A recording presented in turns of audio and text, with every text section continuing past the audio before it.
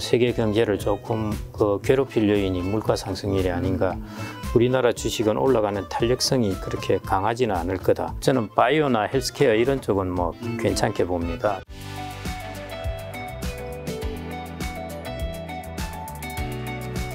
지난번에 이제 김 작가 TV 나오셔서 이제 생애 자산 관리 및 노후 준비를 이제 그렇죠. 콘텐츠에 찍었는데 벌써 조회수가 총 조회수가 한 80만이 넘었더라고요.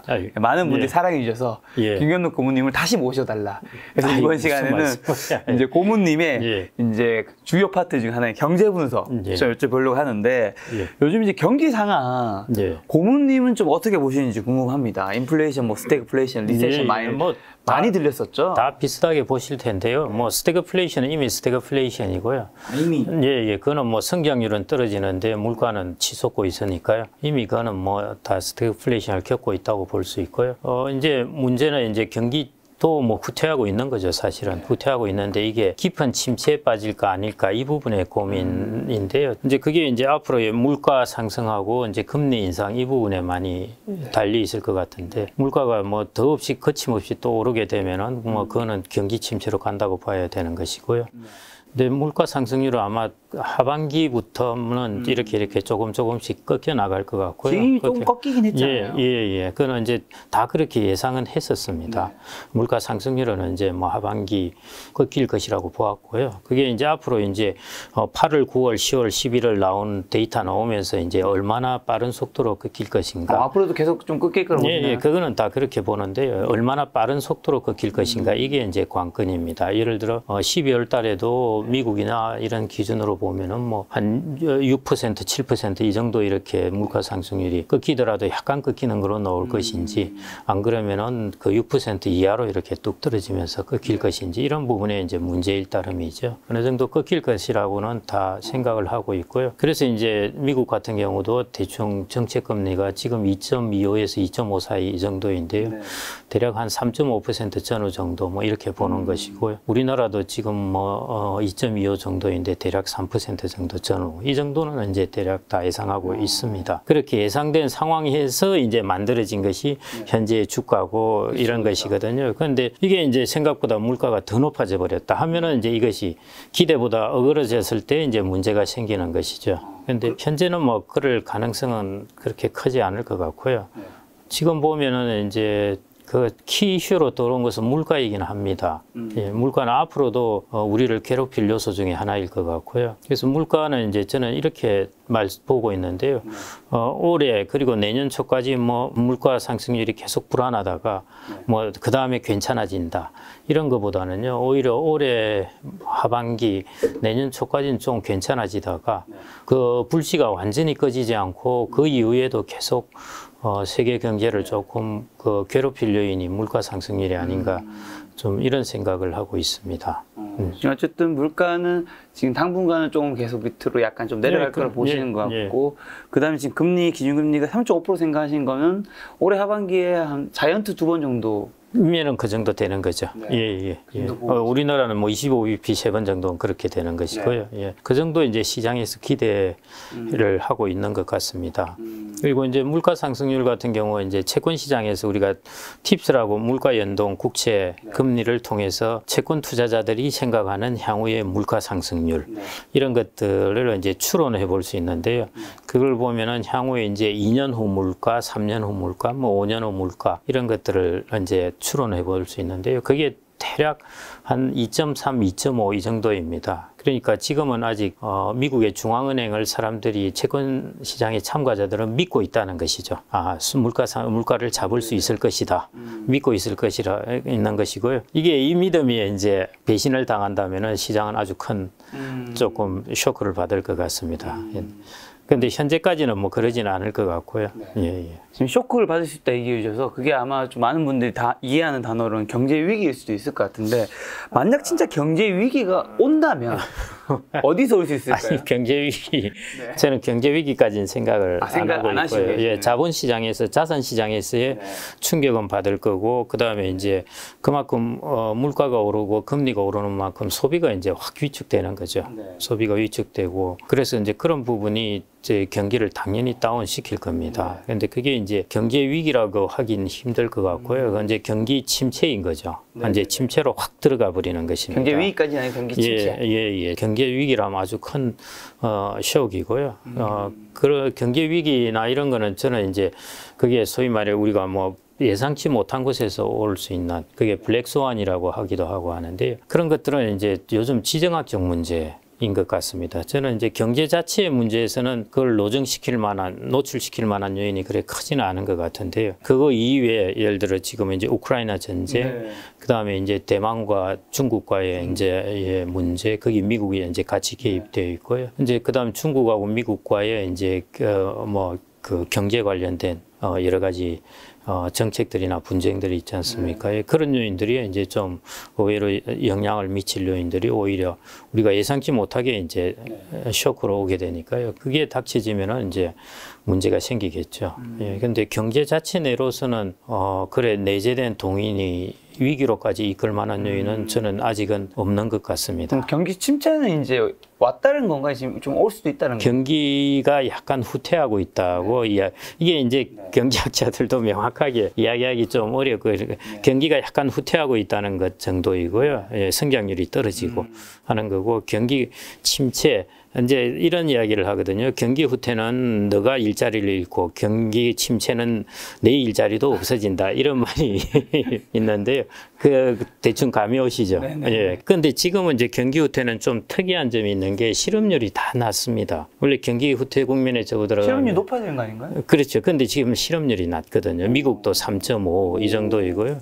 다른 나라들도 좀 그렇습니다. 그래서 이제 좀 특이한 국면으로 지금 경기가 사실은 후퇴한다고 그러는데 소비도 그래 생각보다는 썩 죽지는 않고 예, 실업률도 낮은 상태고 이 상태라는 것은 환경이 좀 받쳐주면은 예를 들어 에너지 가격이 또 많이 떨어진다 한다든지 이런 게 받쳐주면은 언제든지 좀 되튈 수 있는 그러니까 경기가 회복으로 들어올 수 있는 이제 그런 상황이라는 거죠. 그래서 이제 아직까지는 경기가 이제 침체로 들어간다고 보기는 어려울 것 같고요. 약간은 이제 물가가 이제 상승하고 거기에 따라 금리가 0%에서 확 점프를 갑자기 하면서 물가를 위해서 경기의 약간의 후퇴는 감내할 수밖에 없다.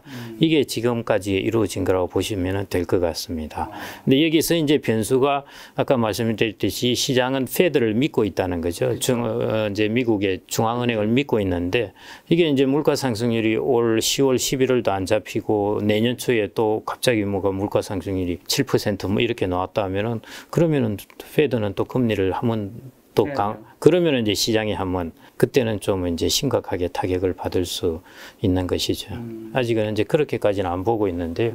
이제 영국 같은 경우가 그 6월 달도 9%대 소비자 물가 상승률이었다가 7월 달에는 10%를 넘었지 않습니까? 그래서 이게 상당히 물가 상승률이 아직은 이렇게 안 잡히는 상황인데요. 이제부터 그래서 시장은 이제 그런 부분을 반영해서 미국 주식 같은 경우도 이제 바닥에서 치고 올라온 게 다 이거 반영하고 있는 것입니다. 예. 그러면 지금 현재 지금 반영했다고 하신 이제 한국 증시, 미국 증시 점검을 한번 한다면 지금 어떤 상황이라고 보세요?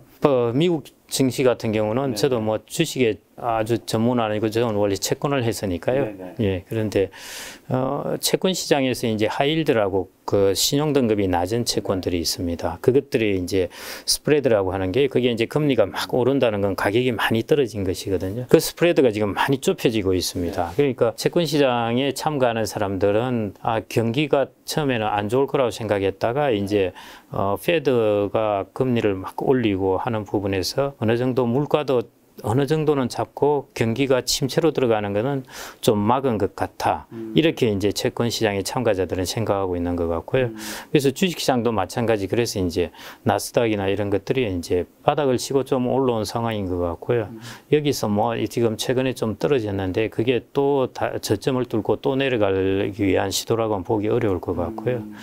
베어마켓 랠리에서 뭐 베어마켓 랠리라 표현해야 되나요? 하여튼 저점을 치고 이제 좀 올라오는 상황에서 또다시 조정받는 상황이라고 보면 될 것 같고요. 그 카톡방이나 이런 데 보면은 우리나라 주식에 대해서 사람들이 참 요즘은 이제 불만들이 많습니다. 예, 미국은 저렇게 탄력성이 좋은데 우리나라는 참 뭐 예, 그렇습니다. 뭐 이전에도 그랬고요. 예, 그러는데 우리나라가 한 3,300까지 갔다가 이제 떨어졌지 않습니까? 그러니까. 저는 이전부터 우리나라가 3,000을 넘기기가 그렇게 쉽지 않다고 보았습니다. 지금은 이제 그런 현상이 나타나는데요. 이제 중국 시장하고 뭐 이제 우리나라의 수입이 늘어나서 그런 부분도 있긴 하지만은 중국과에서 대중국 무역 적자가 이제 서서히 이제 일어나기 시작하거든요. 그거는 뭔가 수출입 구조에 변화가 생기고 있다는 것입니다. 예, 그런 부분이 이제 우리나라가 제조업 수출 국가인 우리나라가 과거 한 20년 동안 누려왔던 어마어마한 호황. 그러니까 일본도 잠깐 그걸 누렸었는데요.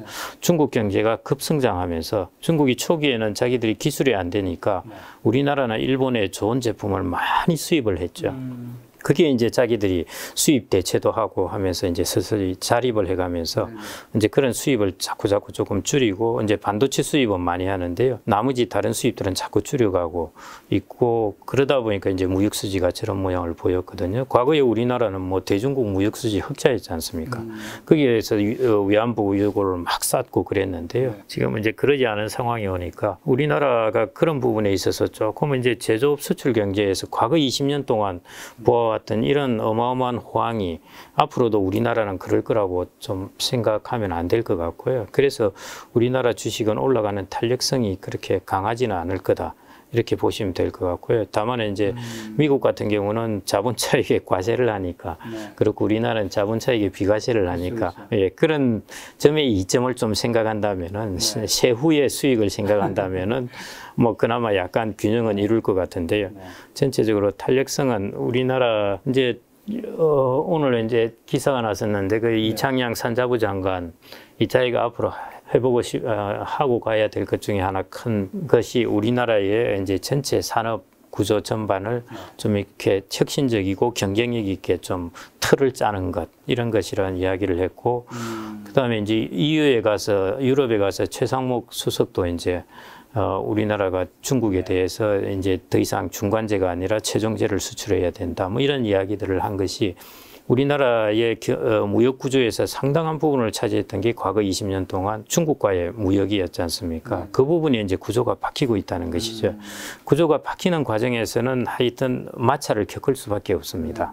그러니까 아주 안 좋았던 것에서 좋은 곳으로 구조가 바뀌어 나간다면은 전환기에서 그래도 괜찮은데요. 호황의 구조에서 이제 좀 새로운 구조로 바뀌어 나가는 전환기에서는 뭐 아무래도 과거보다 좋을 수는 없으니까요. 예, 그런 부분들이 우리나라 시장에 조금씩 나타나지 않을까 싶고요. 그리고 이제 무엇보다도 지금 미국과 중국이 이제 그 기술 전쟁을 벌이고 있지 않습니까? 네네. 그런 패권 싸움에서 우리나라는 지금까지 우리나라가 이렇게 고도 성장을 한 이유는 우리나라 국민들, 우리나라 국내 수요만 의존해서는 이룰 수가 없죠. 그렇죠. 해외 수요를 가져왔으니까. 미국과 중국. 네, 그렇죠. 그런데 여기에서 이제 전체적으로 세계 무역량, 거래량 이런 것들이 자꾸 블락화되면서 조금 줄어드는 것 이런 것들이 우리나라에 이제 알게 모르게 조금씩 반도체에 그렇죠. 굉장히 큰 부담인 거죠. 예, 그렇죠. 우리가 중국에 반도체 수출을 많이 하고 있는데 예, 이걸 어떻게 해야 되는가 이런 부분도 있고 그다음 미국은 계속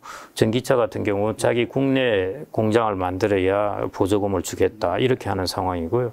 우리가 그걸 위해서 국내에 만든다면 우리나라 고용은 줄어들 수밖에 없거든요. 이런 부분에 문제가 생기니까요. 그런 이제 여러 가지 무역에서 서로 블락킹을 자꾸 하고 이전에는 자꾸 개방을 했던 것 브레튼 우드 체제 이후 계속 이제 개방을 했던 시대였다면은 지금 그런 것들의 속도가 많이 이제 줄어들고 있었어요. 그런 것이 이제 우리나라 주식시장에는 사실은 좀 부담입니다.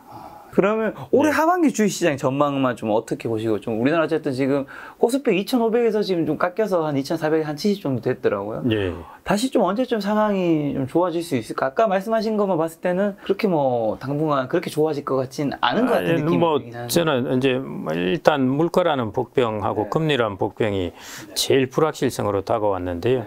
그게 이제 어느 정도 시장에 반영은 되어 있고 시장이 생각한 대로 이제 인플레이션율이 좀 떨어지고 하면은 그 뭐 주식시장이 더 떨어질 요인은 없거든요. 예, 그래서 이제 그런 부분이 있다면은 이제 조금씩 올라는 가겠죠. 그런데 이게 이제 예를 들어 계속 이렇게 쭉 이제 또 올라가느냐 하는데요. 그 부분에서는 조금 저는 퀘스천입니다. 그러니까 지금부터 야 이거 오르지 않고 또 빠지겠다 또 박살난다 이런 것보다는요. 잠깐 한숨을 쉬고 또 좀 이제 그게 이제 좀 긴 측면에서는 베어 마켓 랠리라고 할 수 있겠는데요.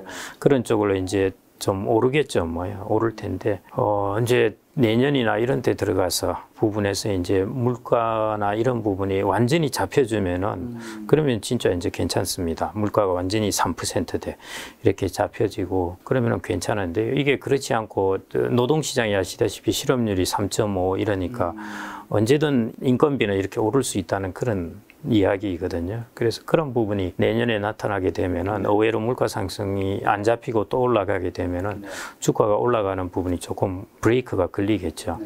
그 이제 이유 중에 하나가 내년에 이제 물가를 불안하게 보는 게 이제 올해 이제 물가 상승률이 이만큼 오른 걸 보고 이제 임금 협상을 해서 그걸 반영하는 것이 이제 내년에 한번 나타날 거고요. 그래서 내년에 이제 임금비가 오르면은 이것들이 다른 물가를 푸시할 수밖에 없겠죠.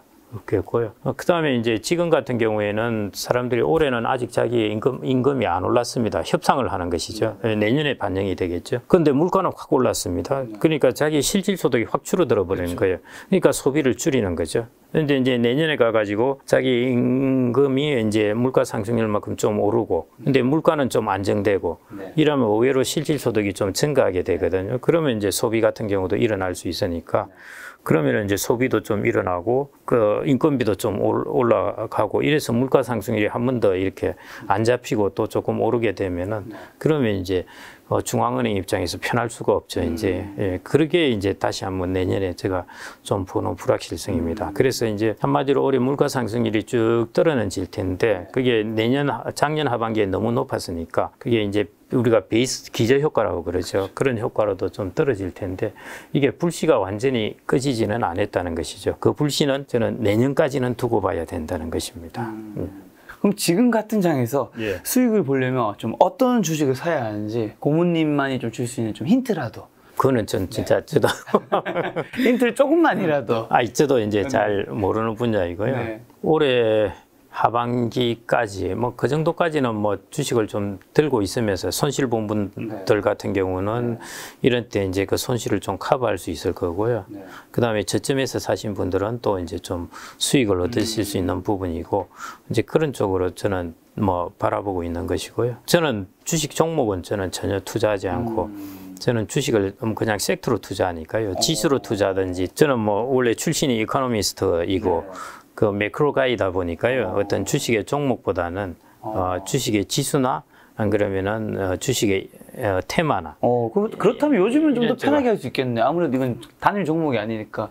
지수라면 또 어떤 지수를 투자하시는지랑 섹터라면 좀 어떤 쪽을? 저는 뭐 짧게 보고 투자하는 게 아니라서요. 저는 앞으로 괜찮게 보는 부분은 저는 뭐 5년 전에도 그랬고 지금도 그러는데, 저는 바이오나 헬스케어 이런 쪽은 뭐 괜찮게 봅니다. 최근에는 아시다시피 뭐 이제 전기차나 배터리나 이런 것들이 당장에 이제 뭐 인기 있는 종목이고 그렇긴 한데요. 바이오가 나 헬스케어가 작년 고점에 비해서 꽤 떨어졌죠. 한 30~40% 떨어졌으니까요. 그래서 가격 면에서 이제 크게 부담도 되지 않고, 그리고 앞으로 이제 고령사회가 다가오게 되면요. 이쪽의 수요는 뭐 여전히 탄탄하다고 보시면 됩니다. 앞으로 뭐 고령사회의 어떤 필수품이죠, 거의. 필수품이고요. 과거에 저도 이전에도 이제 이런 이야기를 했던 적이 있는데, 우리가 아주 옛날에는 뭐 한 3년마다 건강검진을 받고, 그러다가 이제 1년마다 건강검진을 받는 게 필수가 되었고요. 그 다음에 이제 돈 많은 분들은 한 2~3개월에 한 번씩 받습니다. 그렇게 되고. 그런데 이제 앞으로 우리는 건강검진을 실시간으로 받는다는 거죠. 화장실에 갔을 때나, 차를 탔을 때나, 그 다음에 이게 시계를 차고 있을 때나, 모두 벨트를 차고 있을 때나, 실시간으로 다 자기의 건강검진이 체크된다고, 그런 시대가 온다는 거죠. 그것은 이제 수요가 엄청나게 많이 늘어난다는 것입니다. 그거는 이제 디지털 헬스케어에 대한 수요이고요. 그것뿐만 아니라 이제 치료하든지 노화에 관련된 것이 이제 바이오 쪽일 텐데요. 그런 쪽에 대한 수요도 앞으로 뭐 고령자 숫자 증가를 생각해 보면요. 그 테마 부분은 뭐 저는 뭐 장기적으로는 뭐 확실하게 믿음을 갖고 있습니다. 그럼 지수라면 뭐 한국 코스피, 코스닥일 수도 있고 아니면 미국 S&P 500이든 나스닥이든 어느 쪽으로 좀 더? 저는 지수는 뭐 항상 이전에도 미국 쪽 지수를 선호했습니다. 왜냐하면 거기는 이제 환도 같이 투자를 할 수 있으니까요. 예, 달러를 사는 거하고 마찬가지니까 또 한 번 분산이 되지 않습니까? 통화 분산이 되고 그다음에 이제 지역적 분산이 되고 하니까요. 그래서 저는 이제 그쪽을 선호하는 편이고. 나스닥 쪽이신가요? 저는 뭐 그냥 S&P 500을 좋아합니다. 제일 무난하고 오렌 버핏도 항상 노래 부르는 게 S&P 500이고 해서 그렇고요. 다 괜찮은 기업들이니까. 그렇죠. 예. 여기서 한국의 지수 ETF를 안 사시는 이유는 미국의 그래도 글로벌적인 그 성장력이라는 기업이 훨씬 더 뛰어난. 한국은 세제 면에서는 유리하기는 확실히 유리한데요. 소액 투자자들한테 너무 불친절합니다. 일단은 이제 우리가 유럽 시장도 사실은 뭐 그렇게 썩 좋다고 볼 수는 없는데요. 다만 이제 미국이라는 자본 시장하고 우리나라하고는 차이가 많이 나니까 우리가 뭐 다른 나라하고 비교하면은 나쁜 건 없는데요. 미국하고 비교하면은 미국은 그런 인프라가 너무 좋습니다. 일단은 이제 우량 기업이 있다는 인프라가 좋은 것이고요. 그다음에 그거에 기축 통화를 갖고 있다는 인프라도 그 나라의 기업들한테는 어마어마하게 좋은 것이죠. 왜냐하면은 우리가 그 라스트 리조트라고 그러나요? 최후의 가드를 해줄 수 있는 것을 가지고 있는 것이죠. 미국 같은 경우에는. 우리나라는 최후의 경제가 어려우면 달러가 모자라서 생기는데 그 동네는 그럴 이유가 없지 않습니까? 아니, 그런 면에서 어마어마하게 유리한 풋옵션을 가지고 있는 셈이죠. 우리나라는 그게 없고요. 그러니까 그런 면에서는 이제 당연히 유리한 그쪽의 자산을 갖는 것이 유리한 부분이고요. 그 다음에 아시다시피 우리나라는 이제 배당 같은 경우에도 거의 70% 기업이 연배당을 해주는데요. 미국은 한 80% 정도가 분기 배당을 해주거든요. 그러니까 일반 투자자들이 이걸 투자할 때 훨씬 편합니다. 뭐냐면은 주가가 떨어지더라도 배당금이 들어오니까 사람들이 심리적으로 견딜 수가 있어요. 내가 띵동 하면서 문자로 배당금이 들어왔습니다. 이런 걸 보면은 그래도 현금이 들어왔네 하면서 견딜 수가 있는데요. 그런 거 전혀 없이 1년 동안 기다리다가 한 번씩 띵동 받는데 그 배당 수익률도 아시다시피 우리나라는 개도국보다 배당 수익률이 낮거든요. 선진국보다는 당연히 낮고요. 그러니까 배당금 적게 주죠. 배당금 1년에 한 번씩 주죠. 이러니까 장기 투자를 하기가 어려워요. 장기 투자를 하기가 어려우니까 자꾸 단기 매매를 하고 싶은 유혹이 생깁니다. 너한테 현금이 들어오게 하려면 팔아야 되니까요. 그렇죠. 예. 이제 미국 주식 같은 경우에는 이제 배당이 이렇게 분기마다 들어오고 그다음에 배당 수익률도 우리보다 높고 하니까 그런 면에서 장기 투자를 하기에 좀 유리한 것이죠. 예. 그리고 뭐 아까처럼 이제 그 자본시장을 둘러싼 인프라가 그게 구축이 우리나라보다는 훨씬 잘 되어 있다는 것.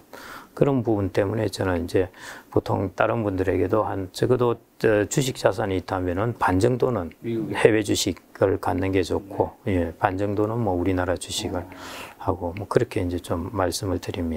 자, 지금 가만히 있으면 저절로 가난해지는 세상이 이제 인플레이션 시대라 불리는데, 하지만 어쨌든 주식, 부동산, 가상화폐 시장 분위기 다 안 좋다 보니까 이 개인분들이 지금 내가 뭘 해야 되는지 모르겠다 참 어려워 하시는데, 현금으로 뭘 해야지 지금 본인의 자산 관리를 좀 잘 할 수 있을지. 현금으로 가지고 있는 것도 방법이고요. 네. 예, 가지고 있으시면서 내년 정도에 이제 기회를 보시는 것도 하나의 방법일 것 같고요. 또 하나는 요즘 보면 이제 회사채 같은 것들이 좀 채권 수익률이 괜찮습니다. 뭐 4% 넘는 것들이 왕왕 꽤 나오고, 그 다음에 이제 후순위채 이런 것들은 뭐 5% 돼도 되고 하니까요. 그런 것들이 이제 그런 것들을 좀 하시는 것도 괜찮을 것 같고요. 예. 그 채권 쪽은 이제 그렇습니다. 안 그러면 이제 요즘은 이제 단기 채권 펀드, 단기채 ETF 이런 데도 돈이 좀 몰린다고 그러던데, 그게 결국은 이제 좀 어느 정도 유동성을 가지고 기다려 보는 시점이죠. 예를 들어 100을 가지고 있다면은 내가 거의 95%를 다 풀로 투자하는 그런 시점이라기보다는 한 20-30%는 좀 유동성으로 가지고 있으면서 나중에 급락하게 되면은 저가 매수를 해서 하는 그런 걸 좀 대비해야 되는 시기일 것 같고요. 그다음에 채권 쪽에서는 아까 말씀드렸듯이 뭐 정기예금 1년짜리 2.5 뭐 이런 거는 사실은 해봐야 물가 상승률도 못 따라가거든요. 실질적으로 마이너스이니까 굳이 그걸 해서 하실 필요는 없을 것 같고요. 다만은 이제 회사채 뭐 3년, 뭐 그다음에 신종사채, 뭐 후순위채 이런 것들이 한 4% 중반 뭐 이 정도 같으면은 해봐도 되지 않을까 생각이 됩니다. 예, 그래서 그런 것들이 이제 좀 괜찮을 것 같고요. 예, 적어도 인플레이션은 좀 커버를 할 것 같아서 예, 괜찮을 것 같고요. 리츠가 최근에 이제 가격이 좀 떨어졌습니다. 근데 이제 부동산 가격이 내년에는 또 떨어지겠죠. 떨어지기 때문에 리츠가 거의 영향을 받아서 한 번 더 떨어질지 안 그러면 지금 떨어진 것에서 거의 이제 저점을 형성할지 그 부분이 아직 불확실합니다. 왜냐하면 부동산 가격은 아직 그만큼 안 떨어졌는데 리츠는 고점 대비해서 한 20%가 떨어졌거든요. 이미 가격이. 그래서 그렇게 본다면은 이제 거의 부동산 가격이 대충 떨어질 부분을 리츠가 반영해서 이제 레버리지를 해서 20% 떨어졌으니까요. 레버리지를 안 한 부동산 가격 떨어진 걸 생각한다면은 뭐 한 10에서 15% 사이 앞으로 부동산 가격이 떨어진다. 이걸 이제 반영하고 있는 셈이거든요. 그래서 그 정도 본다면은 뭐 한 20% 그 정도를 생각한다면 폭락만 안 한다면은 예, 지금 정도 가격이면은 뭐 리츠도 괜찮을 것 같고요. 선반영을 하고 있거든요. 근데 너무 서두르실 필요는 없고 내년에 이제 부동산 시장 안 좋은 것 분위기 이런 것들을 이제 다 반영하면은 그 반영하면서 천천히 지금부터 리츠는 지금부터 한 1년 정도에 걸쳐서 이렇게 예. 뭐, 예, 분할해서, 지금도 좀 사보시고, 또 좀 이따가 한번 사보시고, 이렇게 하시는 게 괜찮을 것 같고요. 그래서 이제, 리츠는 부분이 좀 후보로 오를 수 있을 것 같고, 회사채 같은 경우에 이제 혹은, 후순위채 이런 것들, 은행 지주에서 후순위채라든지 이런 것들 좀 우량한 것, 뭐, 망할 염려 없는 곳, 뭐 이런 것들. 이런 것들로 뭐도 좀 괜찮을 것 같습니다. 예. 그리고 주식은 이제, 좀 배터를 좀 이렇게 짧게 잡고 예, 쳐야 되는 시기가 아닌가 싶습니다. 지금 이제 주식시장에도 굉장히 큰 영향을 미치는 환율은 좀 어떻게 보세요, 앞으로? 환율요? 환율이 1,300원 초반대까지 좀 왔다 다시 1,300원, 뭐 지금 30원대까지 다시 또 지속하는데. 이제 달러 강세가 우리나라뿐만 아니라 아시다시피 엔화, 유로화도 마찬가지거든요. 그래서 우리나라가 지금 이제 조금 곤혹스러운 부분이 그 부분입니다. 우리나라만은 이제 환율이 한 1,330원 이렇게 되고 원엔이나 안 그러면 원유로 기준으로 해서 원화가 약세가 되었다면 우리한테는 좋습니다. 무역이 다 개선이 되니까요. 그런데 아시다시피 원엔도 지금 거의 뭐 얼마 전까지만 해도 뭐 9.5대 1 이랬으니까요. 우리나라한테 무역 구조가 유리한 게 아니거든요. 그다음 유로화도 1이 깨졌으니까 그렇고요. 그래서 그런 부분이 우리나라가 이제 다시 환율이 떨어진다 하는 것들이 조금 그렇게 쉽게 툭툭 떨어질 국면은 아니라는 것입니다. 왜냐하면 우리나라만 약세가 된 것이 아니라 엔화, 유로화 다 약세가 지금은 이제 유엔화까지 약세가 되는 그런 상황이라서 이제 미국이 한마디로 금리 인상과 이걸 통해서 이제 달러 강세를 이어가는 거죠. 이제 돈들이 이제 미국에 채권만 하더라도 수익률이 괜찮으니까 이제 그런 쪽으로 들어오게 되고 하니까 괜히 서두가 길었는데요. 환율이 한마디로 뭐 1,400원 저는 이렇게 가지는 않을 것 같은데요. 뭐 1,250원 뭐 이렇게 가지도 않을 것 같고요. 다만 1,300원 전후 정도에서 좀 형성되지 않을까 그렇게 생각을 하고 있습니다. 어쨌든 지금이 이제 강달러 시대인 거잖아요. 그렇죠. 여기서는 좀 어떻게 대응해야 되는 걸까요? 개인 투자자분들은? 단기적으로 뭐 환율이 급변할 것 같으면은 대응을 해야 됩니다. 예를 들어 환율이 뭐 1,100원에서 1,400원으로 갈 거다 하면은 환율에 대응을 해야죠. 해야 되는데요. 뭐 1,330원 하다가 뭐 1,360원 갈 것 같다든지 1,330원 하다가 뭐 1,270원 갈 것 같다든지 하면은 사실은 그렇게 뭐 큰 변동폭이 아니거든요. 그래서 그렇게 급변할 환율의 변동은 아니기 때문에요. 그렇게 너무 첨예하게 여기에서 막 대응하고 하실 필요는 없을 것 같고요. 예, 뭐 그래서 혹자는 뭐 지금 이제 달러를 파는 게 낫다 뭐 이런 이야기를 하기도 하는데요. 저는 뭐 그 부분에 대해서는 뭐 팔아도 되고 안 팔아도 되고 죄송합니다만은 이제 그런 생각입니다. 그 말은 아니, 환율이 지금 뭐 변동폭 해봐야 뭐 한 4, 5% 변동을 할 텐데 이 변동폭에 자신의 포트폴리오 구조를 그렇게 바꿀 필요가 있겠느냐 하는 부분입니다. 이거죠. 외국인들은 이제 우리나라 주식을 좀 매수하고 하는 게, 이제 자기들 달러 기준에서는 가격이 많이 싸니까 이제 매수를 하는 거죠.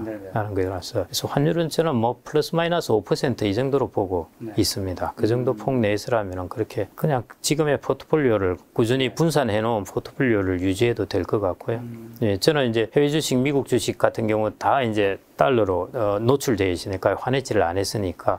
그래서 이제 그런 부분 에서는 뭐 약간 유리한 측면도 있죠. 그래서 이제 그러니까 이 환에서 충분히 유리했으니까 이걸 이제 이 주식을 미국 주식을 팔고 한국 주식을 사야 되나 뭐 이런 이야기를 할 수도 있는데, 근데 그렇게 보기에는 그런 마켓 타이밍은 좀 너무 좀 버겁습니다. 어렵습니다. 저로서는 그냥 갖고 계시는 게 저는 나을 것 같습니다. 자, 아까 이제 리츠 얘기하셔서 이제 부동산 시장 좀 여쭤보려고 하면